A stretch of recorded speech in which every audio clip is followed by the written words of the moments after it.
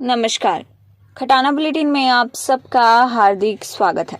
धारचूला में कांग्रेस के नगर मंडल अध्यक्ष अश्वनी नपलचियाल ने जय भारत सत्याग्रह कार्यक्रम की जानकारी देते हुए बताया कि केंद्र की भाजपा सरकार किस तरह से सदन में विपक्ष की आवाज दबा रही है। उससे पार पाने के लिए कांग्रेस अब सत्याग्रह के माध्यम से आम जन के बीच सड़कों पर उतरेगी और जनता के सामने केंद्र की षड्यंत्र वाली नीति को उजागर करेगी। 1 महीने तक चलने वाले इस कार्यक्रम में सीमांत तक पहुंच बनाते हुए अपनी बात कांग्रेस रखेगी।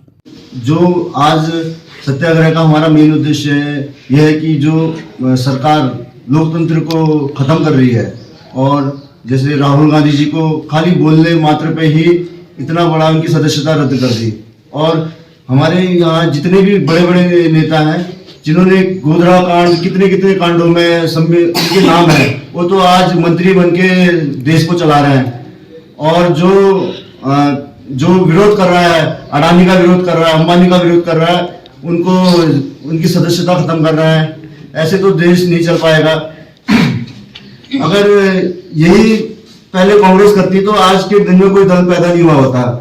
अगर यही कार्य अगर पहले से किया होता, कांग्रेस ने तो देश को बढ़ाया है, देश को आगे बढ़ाया है। अगर यही सब होना होता तो ना आज मोदी पैदा होता, ना आज अडानी पैदा होता, सिर्फ गांधी परिवार ही होता। तो ये भी लोगों ने सोचना चाहिए।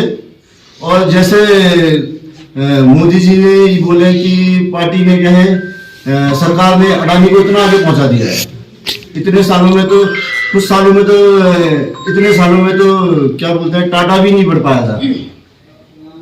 इतने कम सालों में जैसे अडानी जी को पहुंचा दिया है। हमारे LIC का ही ले लीजिए, 40 लाख करोड़ लोगों का जो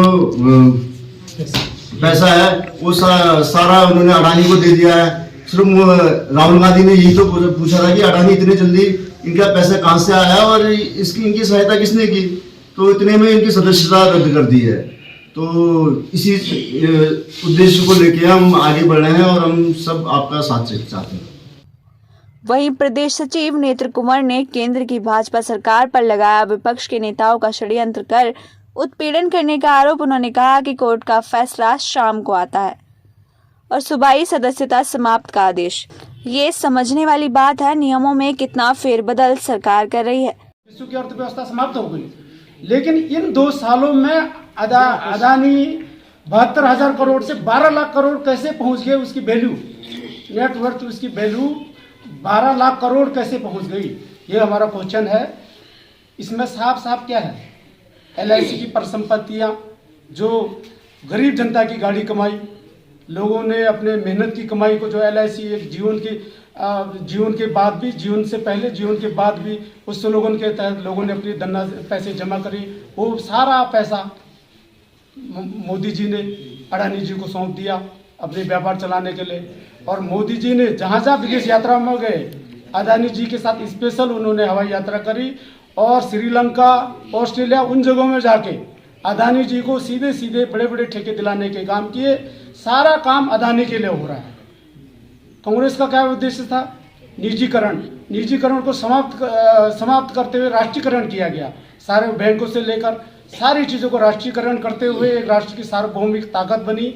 लेकिन वही चीज़ परिस्थितियां आज क्या आ गई है, लोकतंत्र की हत्या मतलब बीजेपी के विरोध में जो बोलेगा, अडानी और मोदी के संबंधों की जो बात करेगा, उसके पीछे ED सारी चीज़ें गुप्तचर विभाग लगाई जाएंगी और उसको जेल डाला जाएगा।